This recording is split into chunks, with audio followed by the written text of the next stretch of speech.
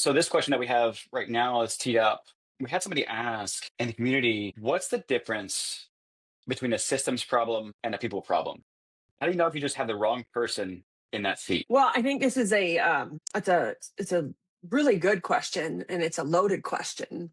I think the biggest mistake we do as owners, as business owners, is we go straight to blaming people for what is actually more of a systems failure. So I could honestly say, in my experience, especially in my younger years of owning a business, I was 100% guilty of running straight to blaming the people, and not necessarily looking at is this a systems problem? So I would go straight to blaming the people because I did have beautiful systems, but none of my people could even access them, right? I did the typical owner thing where I made them for me, but not for them. And then it didn't translate to them, or they didn't even have access to them.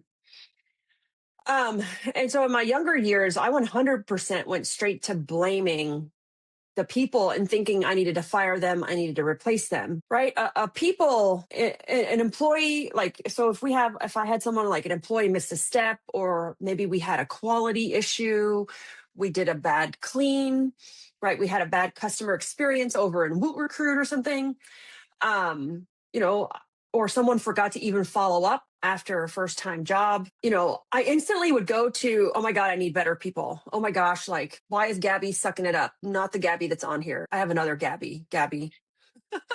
um, Gabby does our sales over and Organize It. So I was like, oh my God, Gabby's sucking it up. Why is she not doing this, or she's not doing that? But sometimes you do need better people. Sometimes it is the people, but most of the time, I would say like 80% of the time, or maybe even more, you need a better system, not better people, right? Before we want to jump to just run and say, oh, I need to replace this person, I need you to ask yourself 3 questions. And this is where, that whole, um, you thought you trained them, but did you really?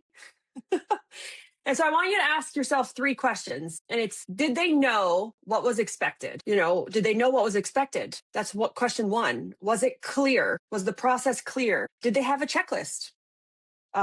Did they have a standard? That was question 1. Did they know what was expected?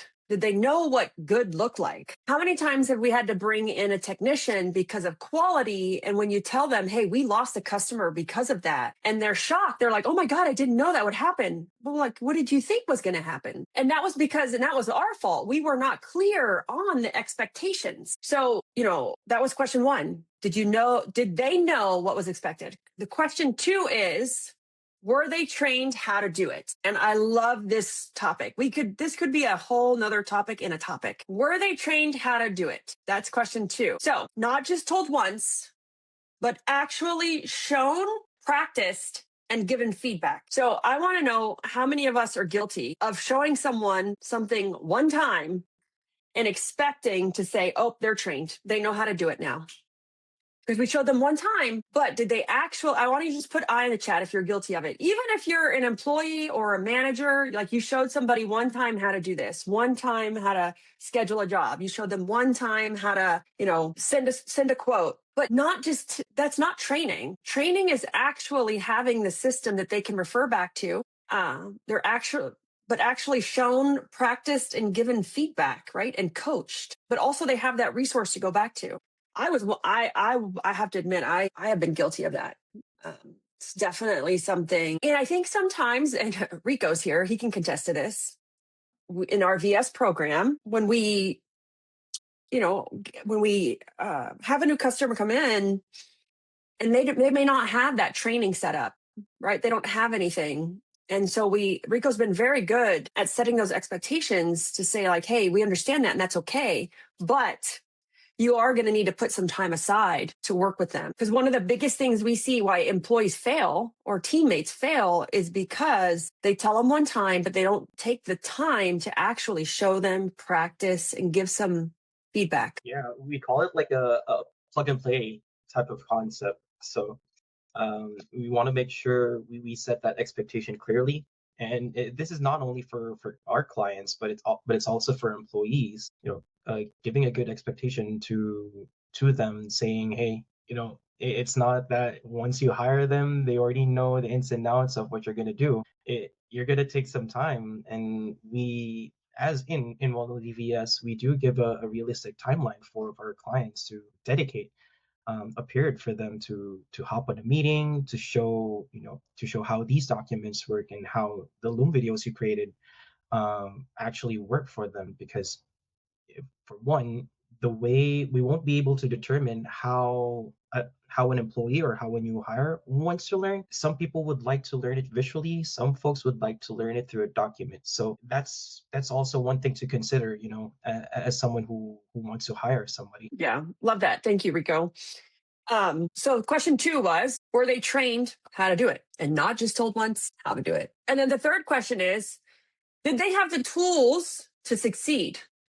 Or were they expected to figure it out on their own? Oh.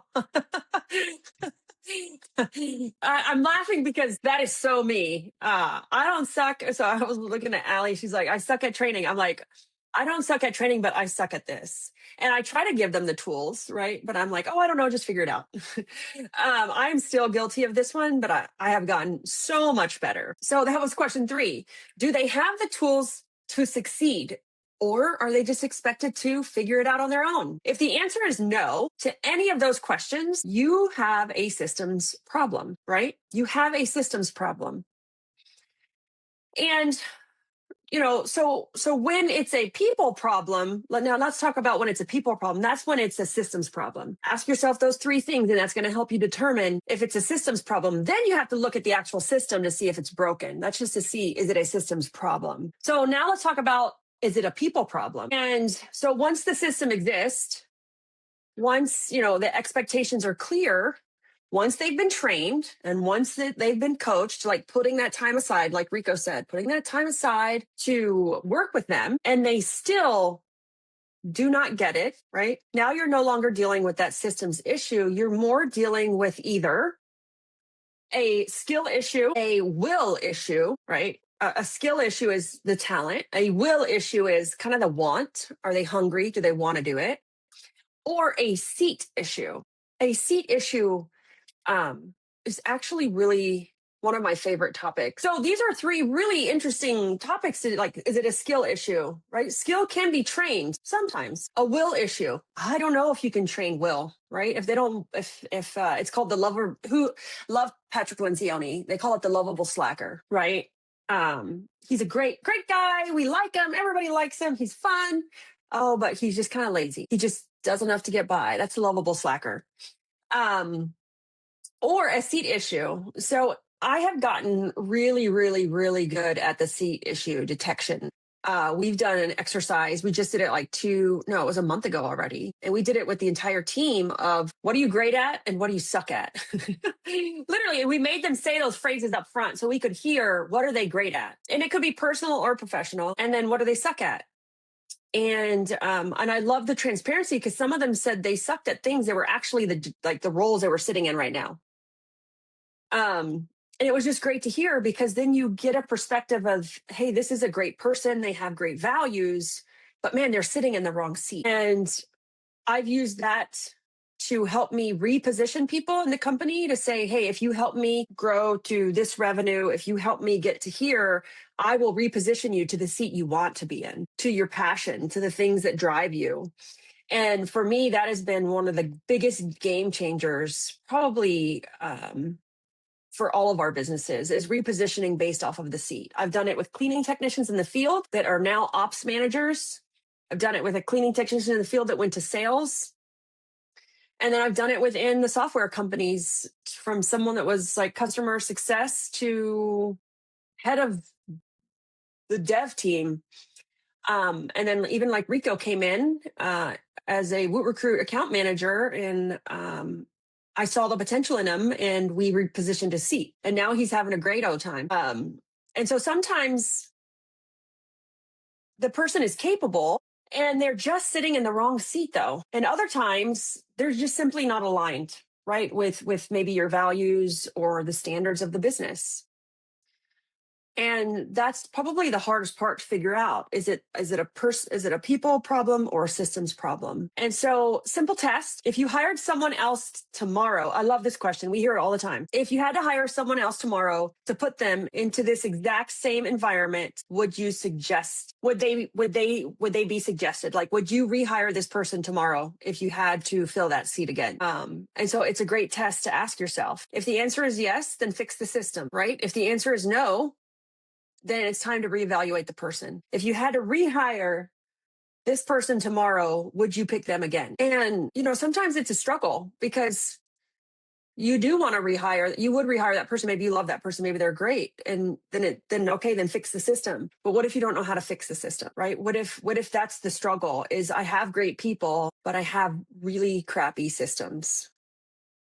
So one of the biggest advantages that you can use right now is AI to help you with that. When it comes to, hey, I would rehire, hey, I have great people, hey, they're value aligned. It's harder to find people that fit your values than it is to fit your skill level, your skill need. And so that's where you could use AI to help you create those systems. And, Leia is one of those that can help you create those roles, those trainings, capture them, house them. And one of our biggest mistakes, though, is that we often fire someone before fixing the issue. And so when we go to replace them, we put them back, we put the new person back in the problem. And then we wonder why we go through 5 admins, or I went through 5 salespeople, or hey, every VA I've ever used sucks. You know how many times we've heard that? Yeah, they don't work. No. You're firing people for a systems problem because if everyone you're rehiring to put in there isn't working, you're putting people back in before you're fixing the environment that's broken. So you want to make sure that you don't put people back in the same broken system because that's that revolving door of, when it gets super irritating, when you're ready to give up, right? When you just feel like nothing's working and you can't come up for air. So the next time someone makes a mistake, don't ask who messed this up. Don't even ask them why they messed this up. I need you to ask yourself, what allowed this to happen? I have a story. This was Chris. Chris, you can come in for this story. Chris is going to hate me. So remember, I think this was like 2 years ago. We were having issues in Woot Recruit with something. I think it was like customer success. It was certain things were happening, and you had went in and like built all kinds of systems, all kinds of processes, but the issue kept happening. You built checklists and you built like all of these things, and there were just so many things that the account managers were doing. But what happened was, and this is what a lot of people do, they built the system to fix the problem, but it kept allowing the problem to happen because they were fixing the problem. They weren't the system wasn't preventing the problem from happening. Do you remember that? Yeah, I do remember that. And what we found through doing that was that what I was doing is, and this is now where we actually position it, is it was a reactive focus. And so what we say is it was a problem focused, not solution focused. And so I was building stuff reactively for a problem instead of building something proactively for a long-term solution. Yes. And you kind of got to look at what you're building because maybe your systems are allowing the problems to continue to happen.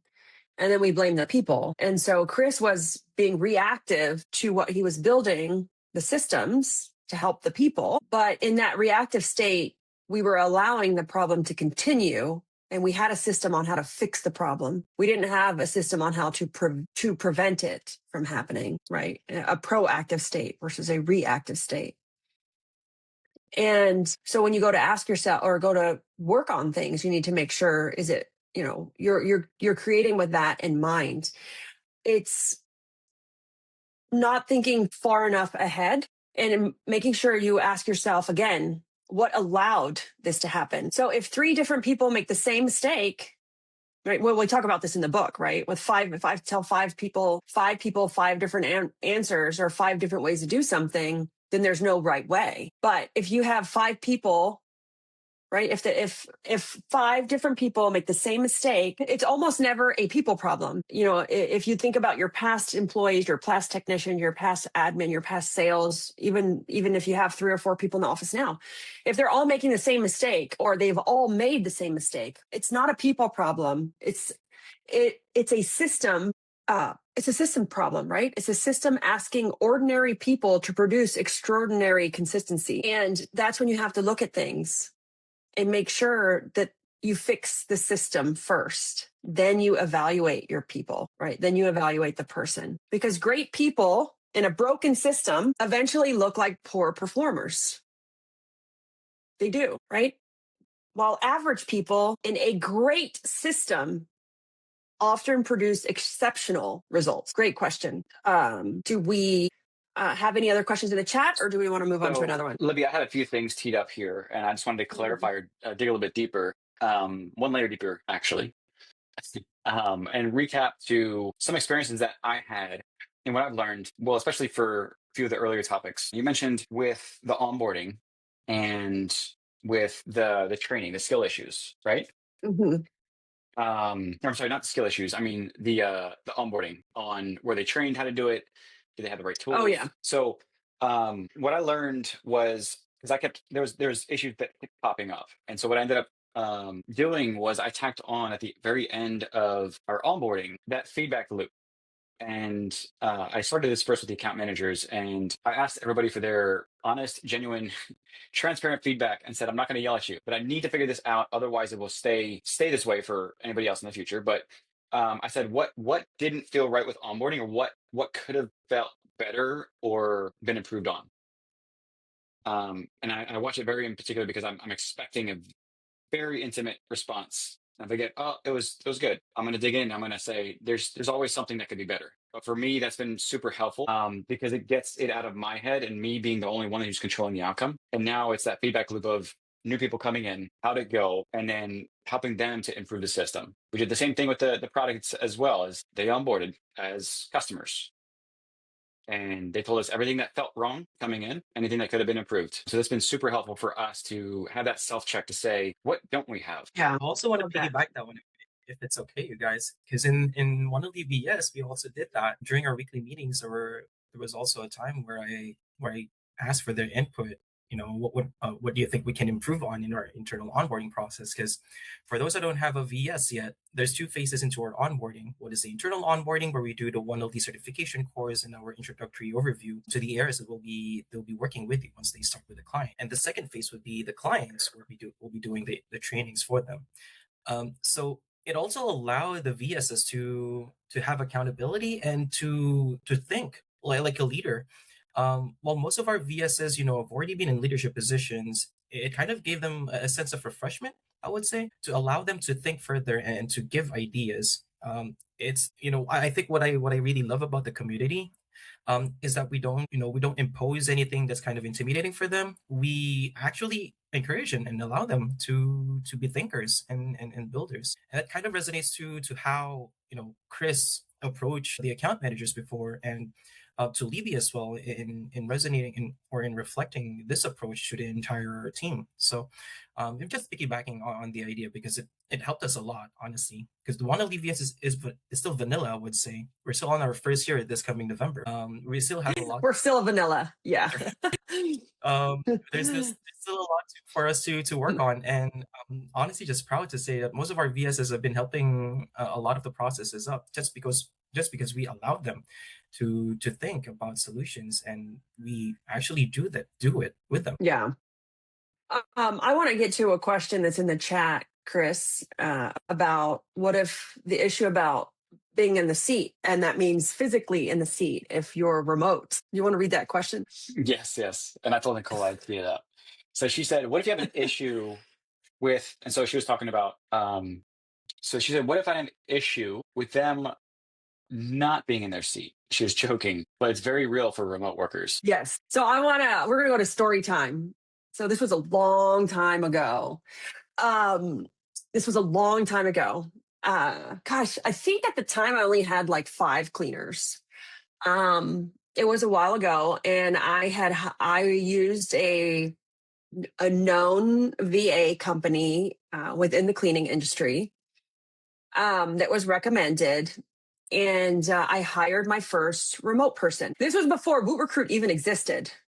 Okay. So Woot Recruit has always been remote. As softwares, it's very common to be completely remote. It's a remote industry. But in home service or like even cleaning, it wasn't that super popular because this was even before Woot Recruit. So this was like 2000, maybe 18, 19. It was before COVID. I can tell you that. Um, and so I hired my first VA, and I have to say, it was absolutely agonizing. It was horrible.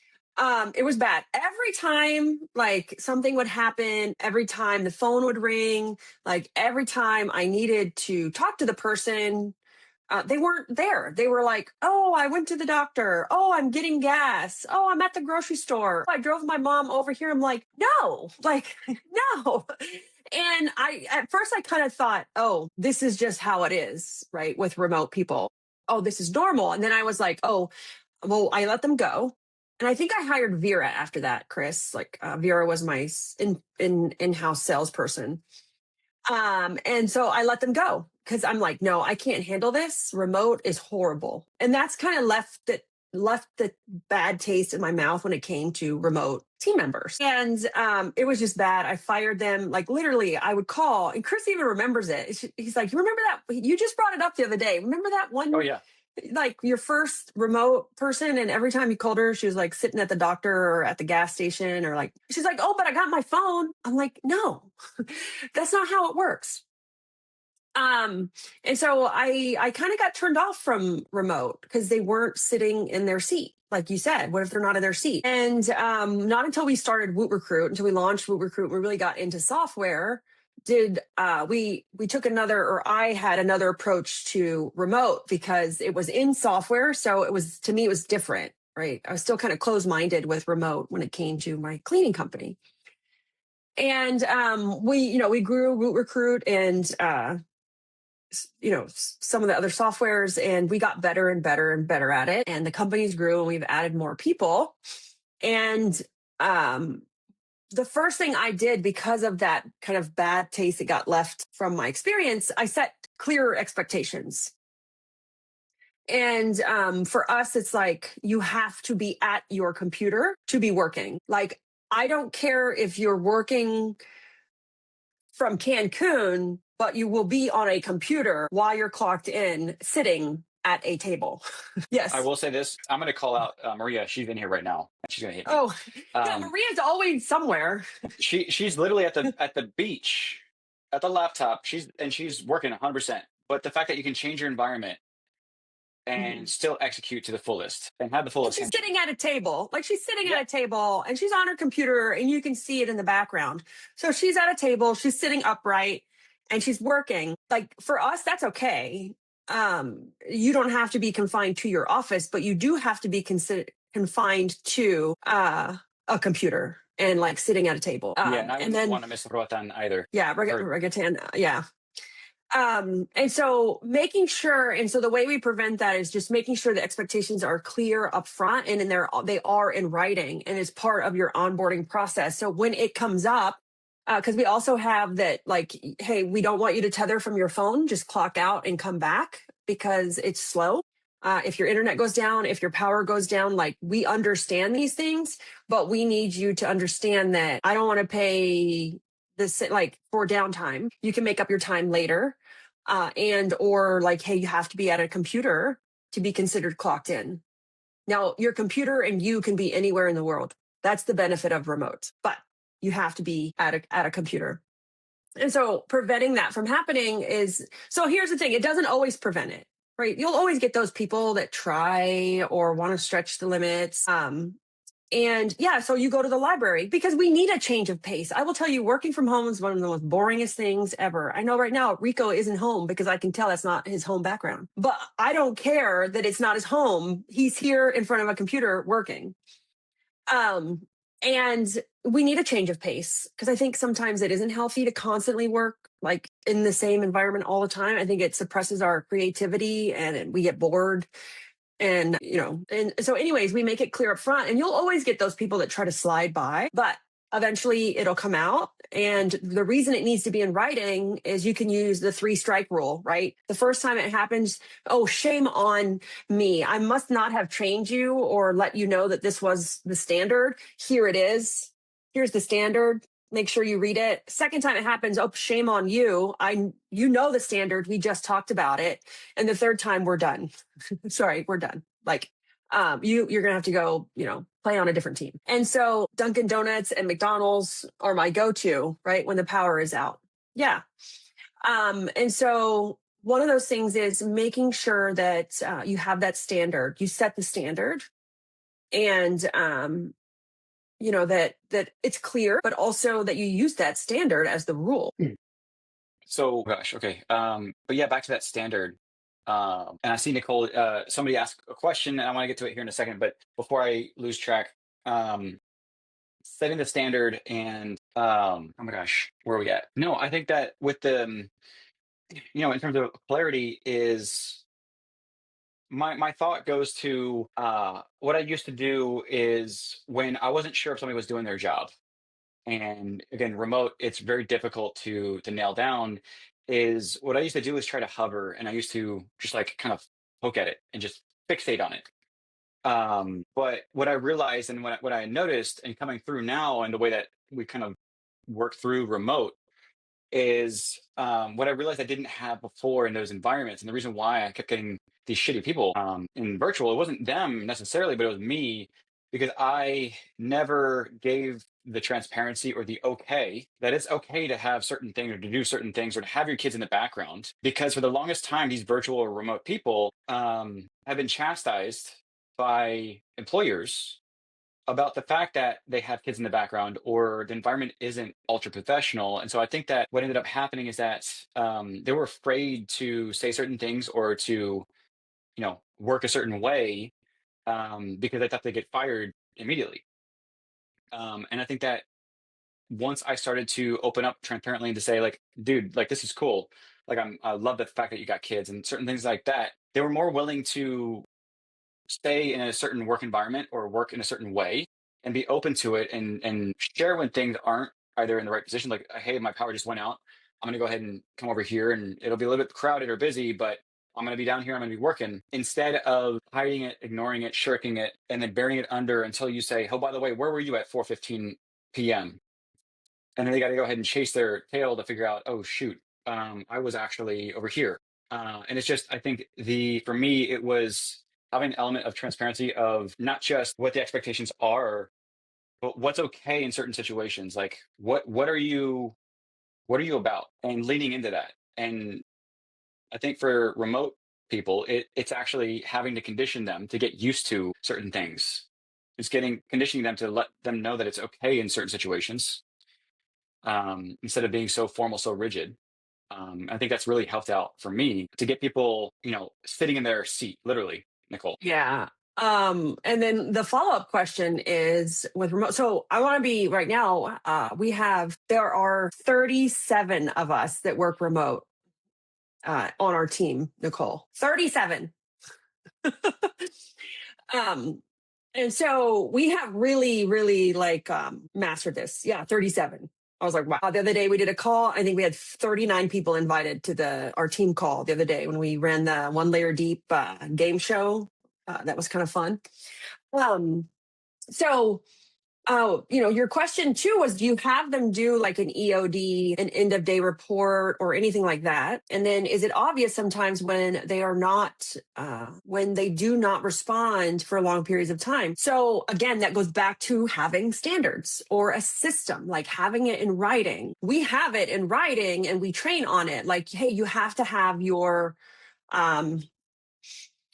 we use Google Chat. And so you have to be available. So it marks you green when you're logged on, right? When you're logged on. If you're logged off, we're going to assume you're not here. And so having that standard to, that you have to be available. And they announce themselves when they come in the morning. I even announce myself every morning, right? May puts that check mark on my good morning. it may take our attendance. um, and announce ourselves in the morning. And then some people announce themselves when they go to lunch because they might be customer facing, which is if you're customer facing, you need to announce yourself in and out because if the phones are ringing or a customer needs something, they announce themselves in and out for lunch. And then they announce themselves at the end of the day. But depending on the role, you could have an SOD, which is a start of day report. That's more project based, like your marketing people, your dev tech people. Or you could have an EOD, which is an end of day report, which is more customer facing people or team members, where their day is more in their job is more in the day to day versus more project based. So you could do an EOD, that's an end of day report, and every one of our team members do an EOD or an SOD. And yes, so we have them do that for us, and they're great. They're insightful. I can spot a red flag in 5 seconds, and they're great for Rico, who monitors the VSs. And then sometimes, and May gets them as well. May is my assistant, and she's like, "Oh, there's an issue. Like there's an issue in Rico. You might want to see this." It gives you a pulse on what's going on before there's a problem, because you can kind of start to detect a problem, or if someone's disgruntled or has an issue or not feeling well about their like what's going on. But the second part to your question is, what if there's a long time between when they respond? That's a standard. Set it. It's just like your standard on how fast you get to a customer who submits a quote, right? Speed delete. There's a standard in your office. If you have a salesperson, you're like, oh, we have to answer the customer or every lead intake form within 30 minutes, within an hour, within 5 minutes, whatever your standard is. Same thing here. There's a standard. And they have to be available because they should be clocked in front of a computer. Now, unless they're on the phone, right? Unless they're on the phone, they should answer you within, 5 to 10 minutes. And that was one of the biggest red flags I had with the first remote person I had. She would never answer my call. Like she was so like randomly all kinds of places. And the problem is to run remote, you have to have this high level of trust, right? And confidence in your systems. So, and your standards. The company sets the standards, not the people, right? Because we have so many people in our company, we'd have all kinds of standards. They would just be all over the place. And set your standard. Do you put it in writing? Say, if you're using Leia, put it inside of Leia and say, here's my first game plan and here's the micro play. How fast we expect you to respond to us when we have a question. You set that standard. And then you can reinforce that standard. Actually, are there already ones from Rico in there? I think there's dozens, actually. Okay, so we gave you all, guys, we gave you almost all of our VS microplays. So if you want to start making your own Leia portal, we gave you kind of what we made for our VS program. Now it's all pieced out in separate microplays. You can go into the microplay library and steal a microplay and see what we use for our standard for certain things. But set that standard, and that way, if they're not available, then you have that. So here's the thing. Here's the hardest part of all of it is that you could have the system, you could have the standard. People will always, sometimes intentionally and sometimes not intentionally, break the standard, right? The hard part is having that difficult conversation when someone does it. And you have to have the conversation. You have to say, hey, 30 minutes went by and I didn't hear from you. What's up? Is there, is everything okay? Something going on? Oh, no, everything's fine. Okay, well, just so you know, the response time is within 10 minutes. It can't happen again. That's the conversation. Here, who on my team knows that's exactly how she would have said it. I have a lot of people from the team, and that's and that difficult conversation and saying, oh, here's the standard, by the way, just so you know, here's how we do it. We cannot let it build up. We cannot avoid that conversation. We can't let it build up. We can't let it get out of control. The faster you have that difficult conversation, the faster, right, things improve. Yeah, that's great, Libby. And I know that we, in particularly, because that was like you could create an entire game plan and you call it SLAs, and we call them in software SLAs. There are standards, service level agreements.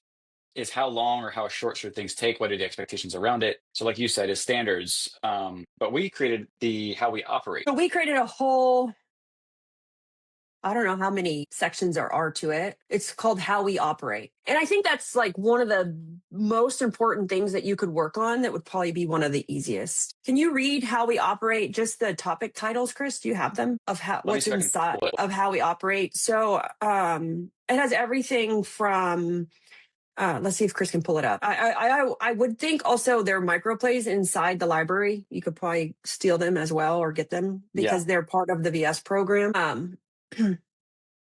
I put Chris on the spot. Well, I think the reason of how we operate is so important. Yes, sales processes are great. Yes, like how do you deliver an estimate? But how we operate, like I expect you to have a shirt on when you're on a Zoom call. We're never going to let Rico live that one down. You can live it No. infamy. It was a complete accident, by the way, but we we're never going to let him live that one down. But it's how we operate, and it's very, very detailed about, like, we have our no DM policies in there. Like, did you find it, Chris? Well, it is inside the VS portal. Rico could probably read off the titles. Yeah. I just want the sections. I don't need all the stuff in between. Let me pull it up on my end. So the topics that we have here under how we operate are the 3-strike rule, the cameras on policy.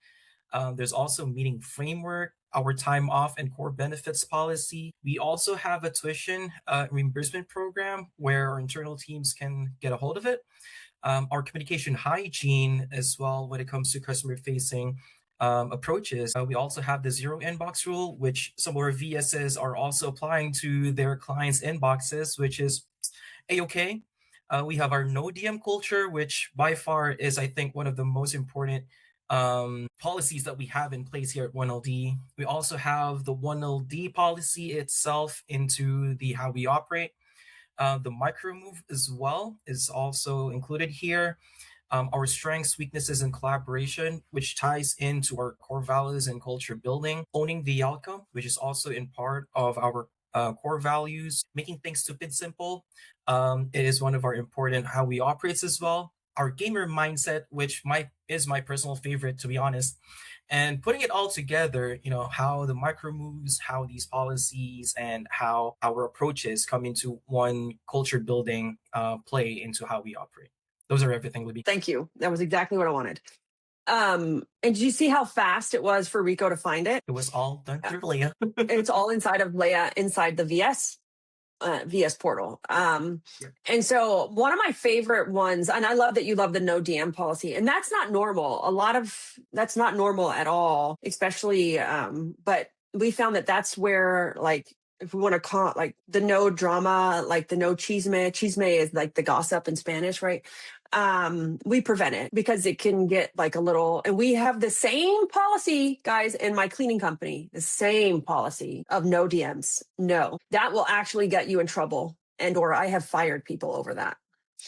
And because it's transparent. Also, that's how we end up repeating ourselves. If we need to teach somebody, answer a question, train them. If one person has the question, don't you think everyone would have that question eventually? And so one of my favorite parts of that, how we operate, and I totally was against this years ago, was the gamer mindset, right? Because I was like, oh, gamers are lazy. I don't like them. That's kind of how I thought. And now, like, that's actually something that we look for when hiring remote. We love the gamer mentality.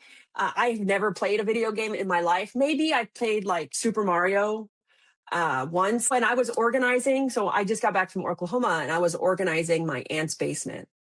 And I grew up in this basement. This basement is giant. Like, it's a giant basement. It's beautiful, but it had turned over the years. She's had death, like the death of her mom and dad, the death of her husband and her daughter.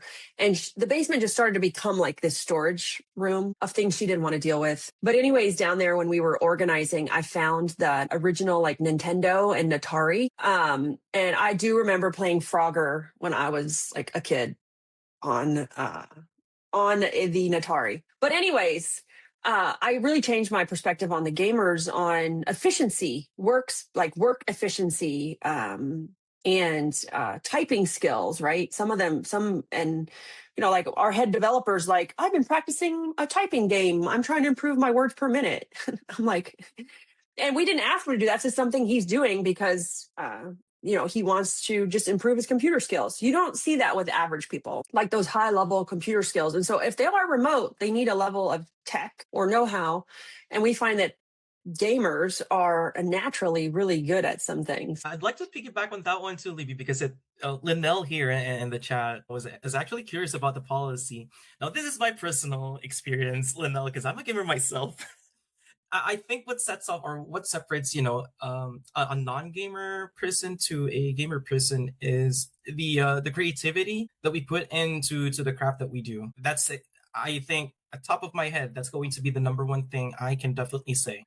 When you work on, or just in my situation here, when I work on the VS program, if we're just going to put someone who say has an extensive experience when it comes to operations and marketing and sales, they'll mostly be doing the corpo side of things. Whereas, if you get someone to work who is as creative and who is as resourceful when it comes to squeezing things or squeezing all the resources that we have or that they have here and making it into a reality, I think that's what sets off a gamer mindset in comparison to a non-gamer one. So I hope that made sense.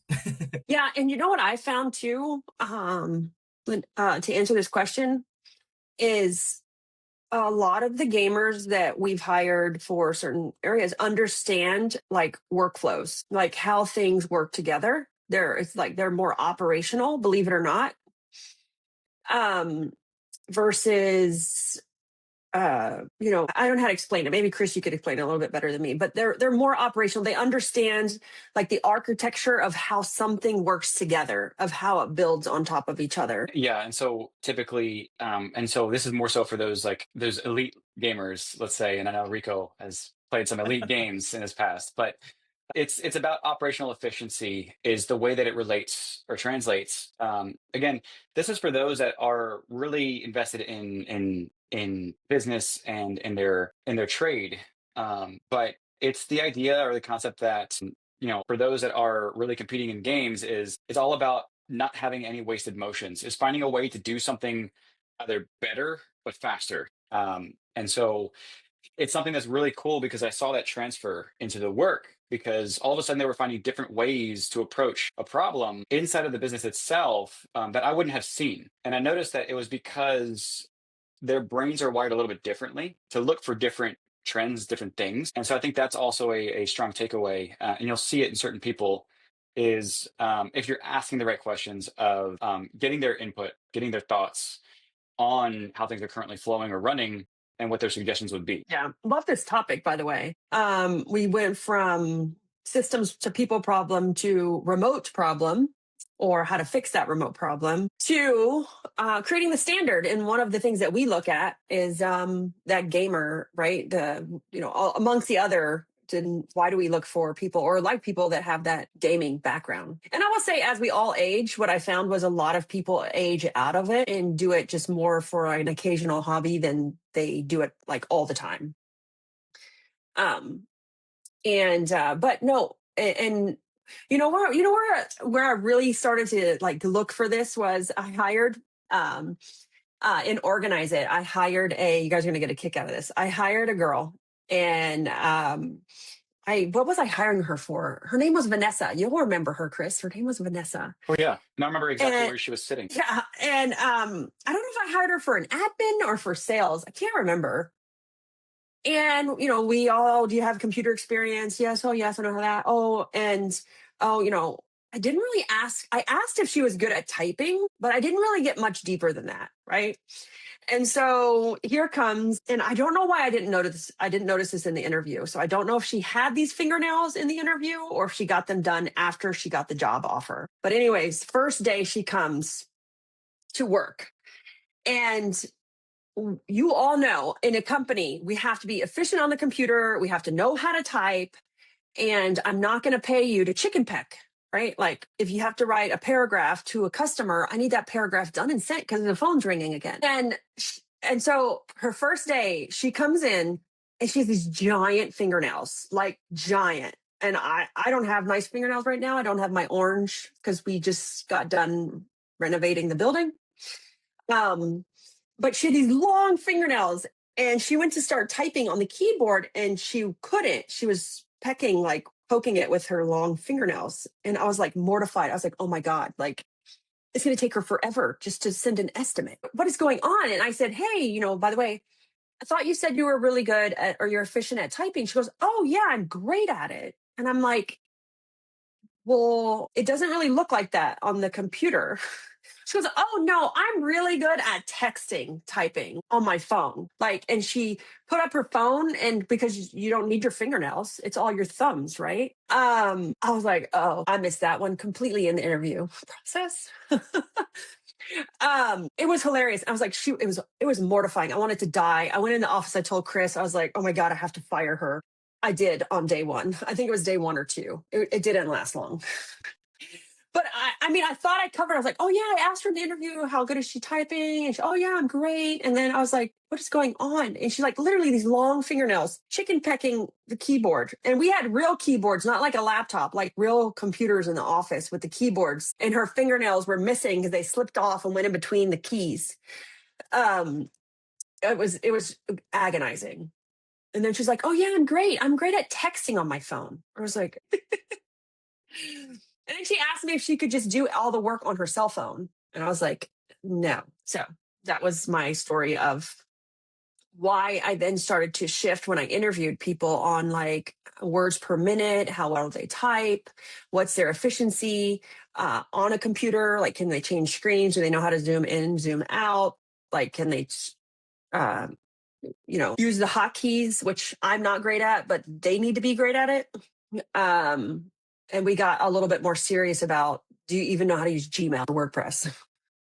Okay. Yes, it was great. All right, guys, we've been on for an hour. This was a great topic. If you want to go find some standards, right? Some policies that we've already made that we use in our companies, go into Leia, go into playbooks and hit that create a microplay. And there's an entire library of microplays already given to you so that you can create that standard, set that expectation.